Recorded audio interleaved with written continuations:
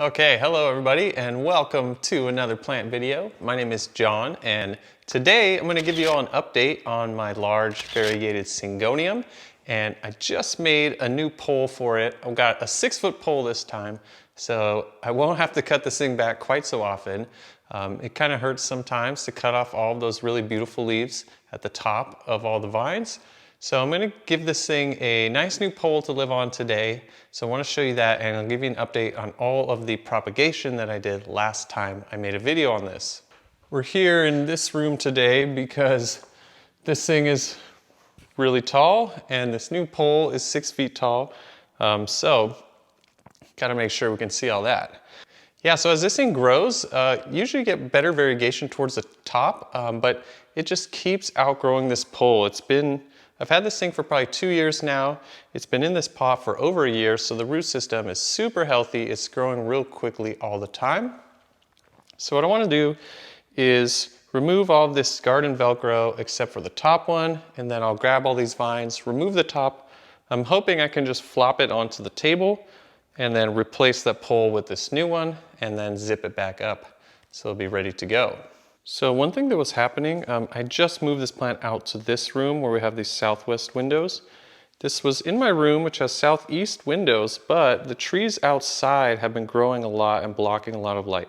So the top of this plant started going green, and that just cannot happen. You can still see, I've still got some good variegation on here, but it seemed like I was really losing it. Like, look at, honestly, this leaf is beautiful. It's so dark, but yeah, so I've got it here in the brighter room now. I'm going to attach it to this new pole. I'm going to see if some variegation starts coming back, or maybe if I need to, I will chop it back. So here's an all green leaf, but then this next one you can see is going to have some nice color. Okay, so I'm going to be really glad to get this onto its new pole because the original bamboo pole I attached it to eroded, deteriorated under the soil line, and one time when I was watering it, it cracked, and I had to add some emergency poles here to bolster that up. So it's going to be nice to get this out of here and give it this one really great pole. It's a plastic coated pole. It's not going to erode at all. So I've got all the Velcro off of here except the top piece. So hopefully I can just flop this on over to the table here.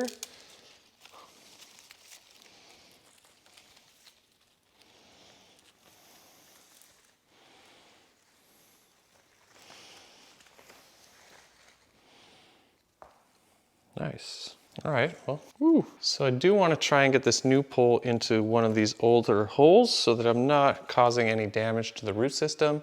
Although this is a thicker pole, so it's probably going to cause some damage. Oh yeah. Okay, so look. So people say bamboo doesn't erode. Yeah, so look at this. So it was going to break off again. It's going to decompose eventually. All right, nice new hole going in. New pole going in the old hole. That doesn't seem right. Is that really as far as it's gonna go? All right.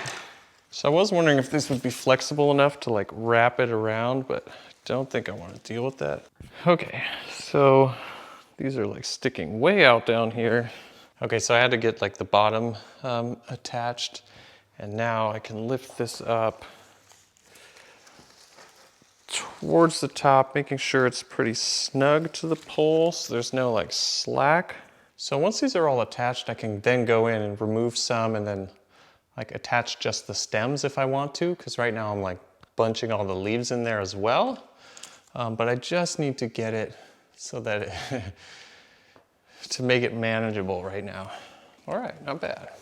Okay, so this should actually be pretty cool because a lot of times I've gotten leaves that start getting pretty big and evolving, and then they're at the top of the pole, they reach up, and then they flop, and then the leaves start getting smaller and smaller immediately. So hopefully with this 6-foot pole, I can actually get some leaves to really evolve and maybe get some really much bigger variegated leaves and then start a new plant from there, let it climb up again.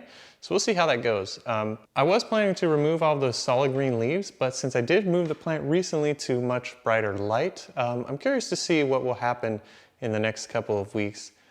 as new leaves continue being produced from those same growth points. Because if it starts putting variegation out, then yeah, no problem.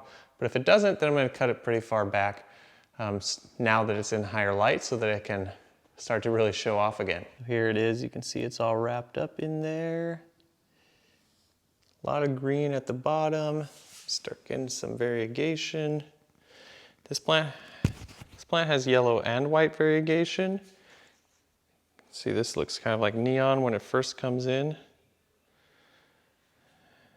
And then, yeah, still got a ways to go now. Okay, so quick update on all these cuttings. So in the last video, I took over 50 cuttings, I believe. There were 13 pots that I filled. I put 4 cuttings in all of those, single leaf cuttings. I put them in the, planted them in airwood mix, put them in my grow bins, and yeah, I've propagated this plant with that method before and it was fine, but this time lost almost all of the highly variegated leaves, especially the ones that had a lot of white. For some reason, those all just were shriveling up and falling off, but the stems still did root. So there's some stems in here with no leaves still, but then there's also some teeny tiny baby leaves coming up from those stem cuttings, or what turned out to be stem cuttings. So then after a while, I got kind of tired of tending to 13 pots of these, especially because I was only seeing mostly like green leaves everywhere. So I combined a bunch of them into some of these other pots. So there's probably like 10 or 12 cuttings in each of these pots now. These were the original cuttings that had done the best, so I left those alone. So yeah, so for some reason the leaves with yellow variegation are doing way better. Like there's new yellow variegated growth in all of these pots. Look at these. Look at these 2 leaves. There's some over here too. I'll give you close-ups in a second. But the white ones are taking a long time, although there's a new white leaf right there.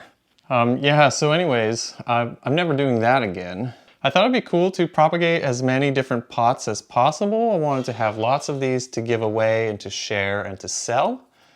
And yeah, next time I would probably just cut the plant back and stick everything into like one big glorious pot and just do a giveaway of that or something.